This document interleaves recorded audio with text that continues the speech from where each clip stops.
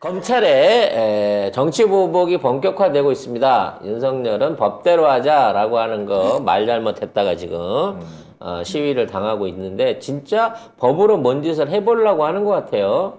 원래 정치 보복은 하지 말자라고 하는 게 김대중 선생 때부터, 김대중 대통령 때부터 이어내려온 불문율이었고, 이명박 같은 쓰레기들을 빼고는 사실 그런 것들을 진행하지 않았는데 그때도 검찰이 한 거였거든요.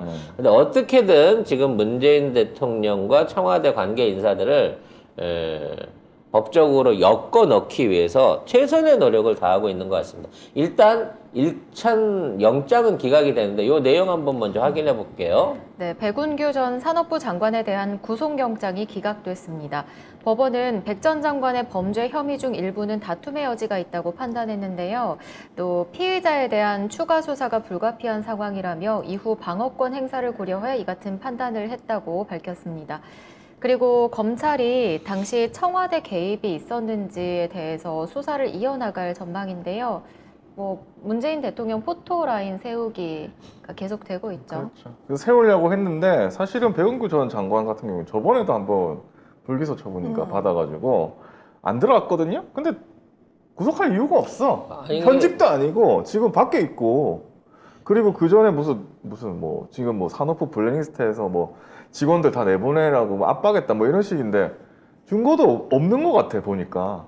아니 이게 뭐 이메일 증거로 확보했다고 하는데 사실 이 이메일 증거는 그동안 이제 그 인사, 그러니까 전번 정권에서 이어받은 상황에서 인사 리스트 같은 거예요. 누구가 넘어왔고 임기가 얼마 남았나 그러니까. 라고 하는 것들을 조사해서 주는 평상적인 자료였단 말이야. 딱히 뭐 다른 자료가 있는 게 아닌 것 같아. 그래서 그거를 갖고 예를 들어 직접적인 지시, 그러니까 요 사람 이게 자르라고 해, 뭐 이런 내용이 있는 것도 아니라 당연하지, 현행에 그런 내용이 있어. 그러니까 직원 명부 받은 거거든. 이 사람은 임기 얼마 남았고 이 사람 언제까지 임기 남았습니다. 단순한 명부 받은 걸 갖다가 물증이라고 지금 얘기를 하고 있는데, 윗선에서 얘기가 있었다라고 하는 부분이 되려고 하면 일단 장관 단계에서 먼저 얘기가 돼야 되는 거고, 그다음에 장관에 대해서 청와대가 압력을 넣었다라고 하는 일종의 증언이 필요한 거거든요. 점점 이제 올라가는 거죠. 내가 보기엔 청와대 안에 그 증언해줄 놈을 확보를 하고 있는 것 같습니다.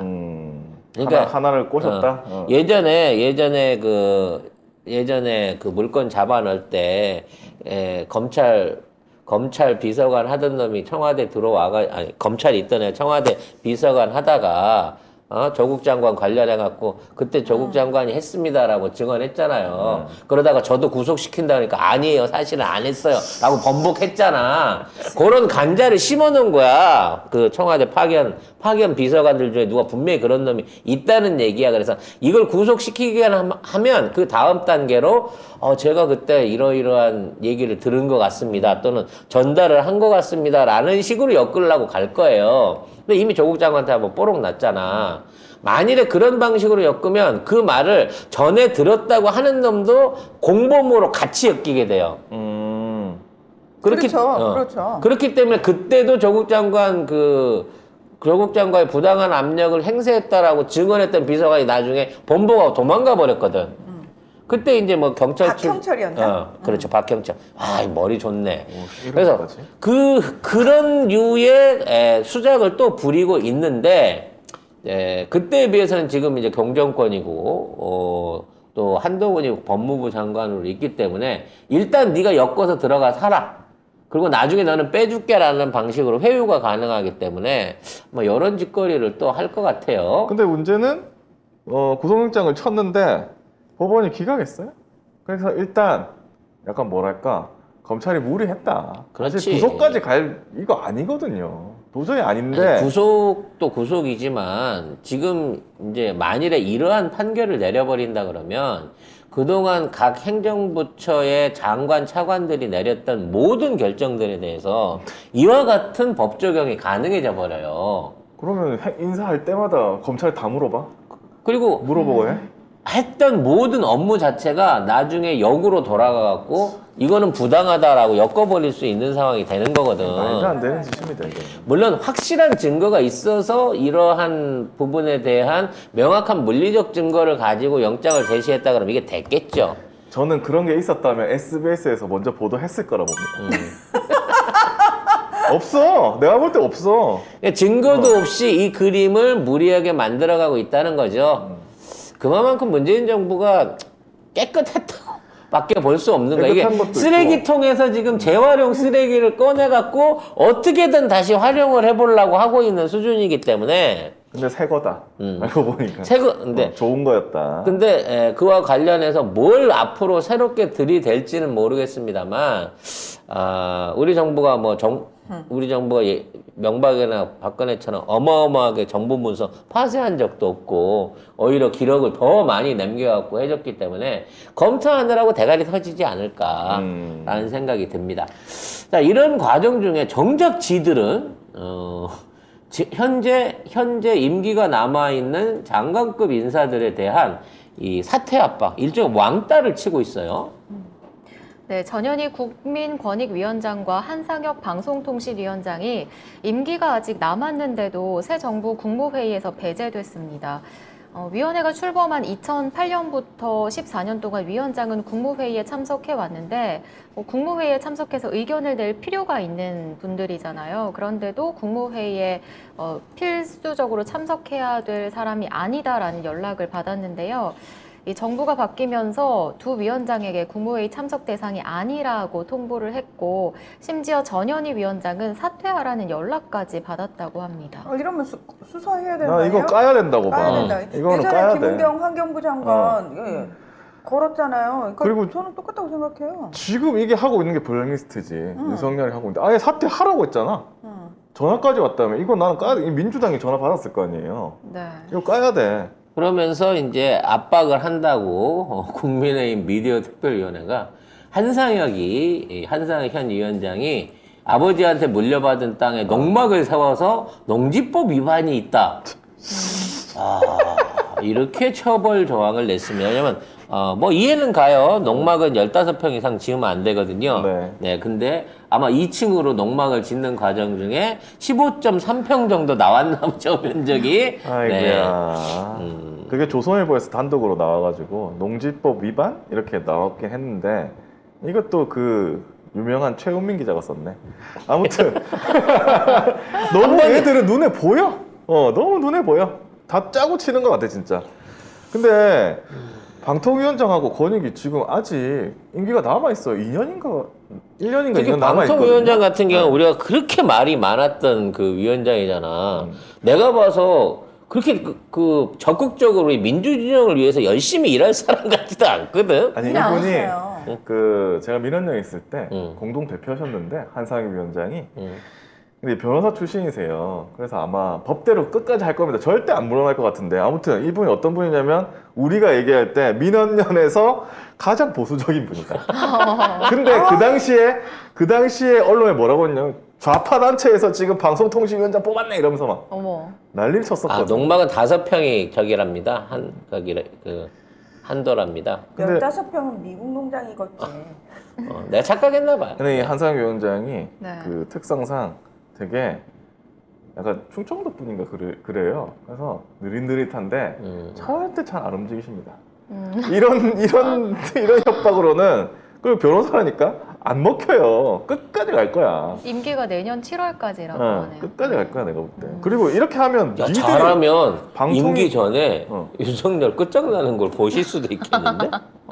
내년 7월이면? 새 정부에서 네.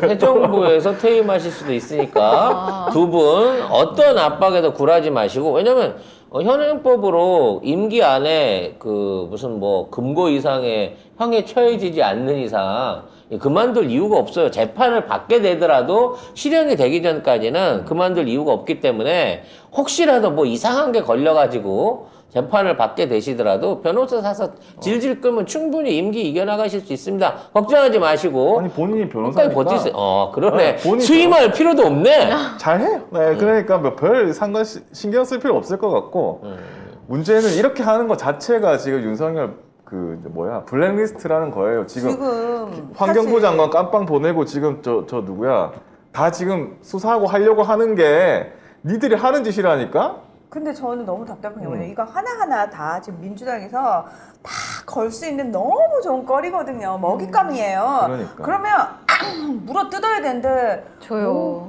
이놈의 수박들이 이빨이 없나 봐. 이빨이 없는 수박들은 뭐 해야 되는데 아무튼 쓸모가 없어. 예.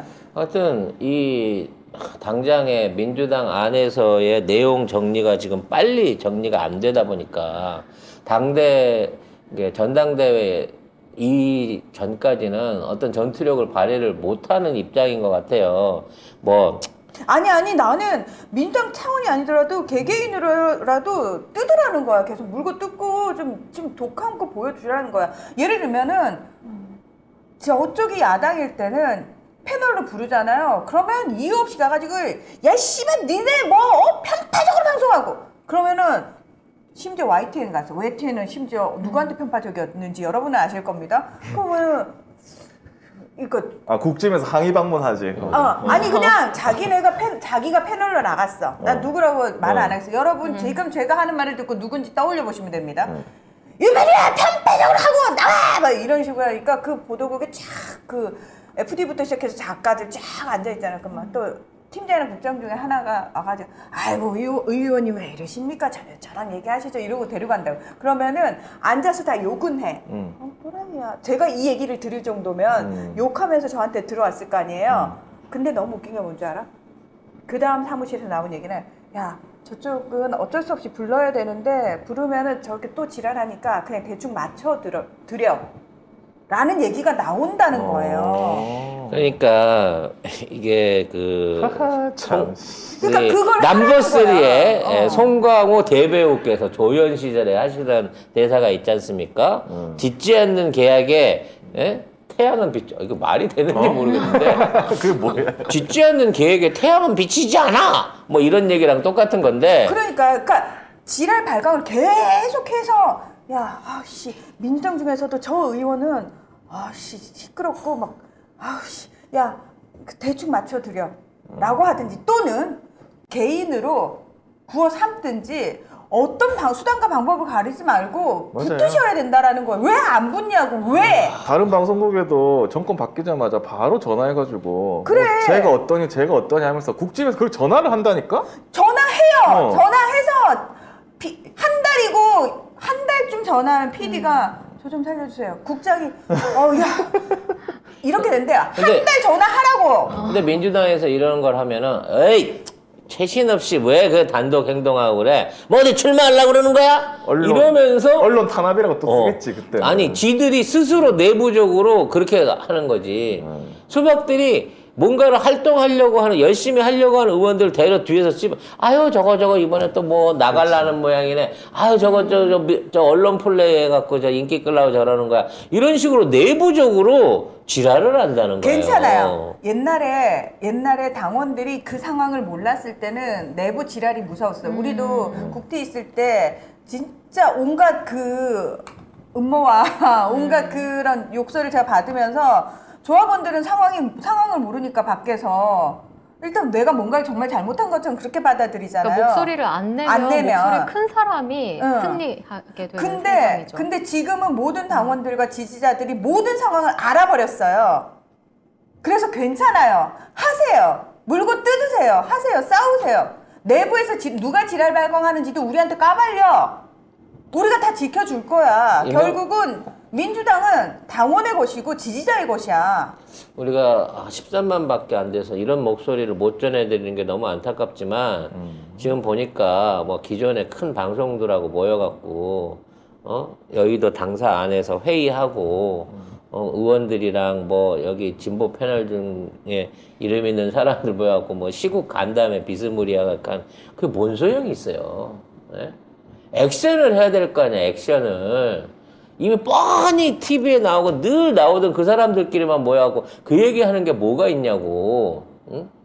어울렁더울렁 10명, 20명 모여가갖고 단체로 쫓아가가지고 이런 부분에 대해서 어떻게 어떻게 이런 식의 편파적인 수사를 하고 기소를 하고 또 왜 임기 보장돼 있는 국무위원들에 대해서 이따위로 하느냐라고 가서 항의 방문을 하고 이런 부분에 대해서 목소리를 내야 돼. 근데 그러는 움직임이 하나도 없더라는 거지. 언제나 이걸 볼 수 있냐는 거야. 국짐당이었으면 다누림 같은 사건 나오잖아요. 다누림 관광버스 대절해가지고 그 다누림이라고 버스에다가 아마 테이프 발라가지고 계속 돌렸을 겁니다. 프레카드 걸고 난리 났을 난리치고. 상황들이 한두 가지가 아니잖아. 아이고. 아 진짜 씨. 아니 그러면 어느 한 군데 욕 먹어도 좋으니까 내 지역 구에다가도 프레카드 걸면서 지금 윤 정권이 시작돼서 한 달 만에 이런 짓을 하고 있습니다라고 혼자서 막 이렇게라도 하는 사람이 나와야 되는데 아무도 안 나와. 모난돌 정 안 맞겠다는 주의가 일종의 진보적인 성향을 가진 의원들 안에서도 어느 정도 이제는 그게 돼버린 것 같아. 그렇죠. 그래서 돌발적인 어떤 행동을 하는 한때는 많이 했던 김남국 의원이라든지 최강욱 의원이라든지 이런 분들마저도 잠잠해져 버린 것 같아요. 이 분위기 안에. 그러니까 수박들이 엄중하게 가만히 있는 거를 중요시하면서 엄중하게 있다가 누가 뭐 튀어나가면 야 중도층 때문에 안 돼 가만히 있어.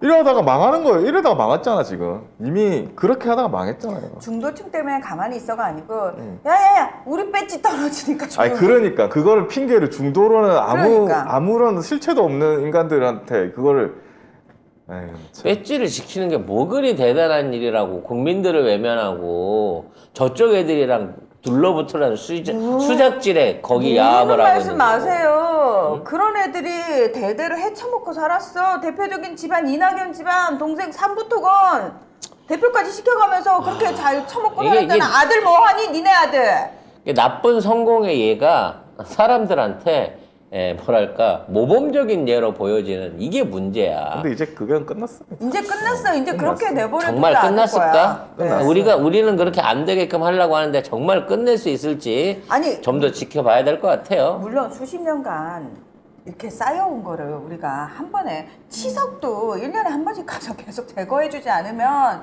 많이 쌓이잖아요. 그거는 양치질 한다고 치석이 떨어져 나가는 거 아니에요. 결코 양치질은 세게 하지 마세요. 예, 송작가 치약 쓰시고. 아무튼 중요한 건 뭐냐면은 저는 그 얘기를 너무 하고 싶었어요.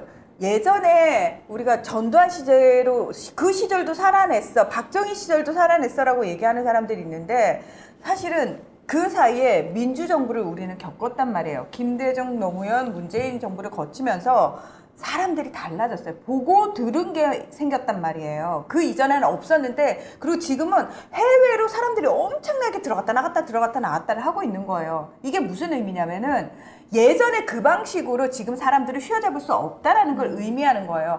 하다못해 튀니지에서 아랍의 봄이 시작할 때도 청년들이 뭘 해서 SNS를 통해서 실시간으로 전 세계를 볼 수 있었기 때문에 아랍의 봄이 가능한 거고 그 수십 년간 굳건했던 독재자들을 무너뜨릴 수 있었던 거예요. 하물며 우리나라는 이미 너무 많이 오픈돼 있는 나라야. 그래서 첫돌이 중요합니다. 도미노의 처음 시작이 중요한 것처럼 처음 누가 이 짐을 메고 지금 적극적인 투쟁을 할 수 있을까가 문제인 거죠? 제 의견이 그렇습니다. 네, 살겠다고 꼭 빠지지 아니 않고. 그게 빠졌다고 네. 예, 체크해 주셨네요. 제 우리 의견이 모두 그렇습니다. 이 방송은 우리 의견이니까요. 예, 저희 의견이 그렇습니다.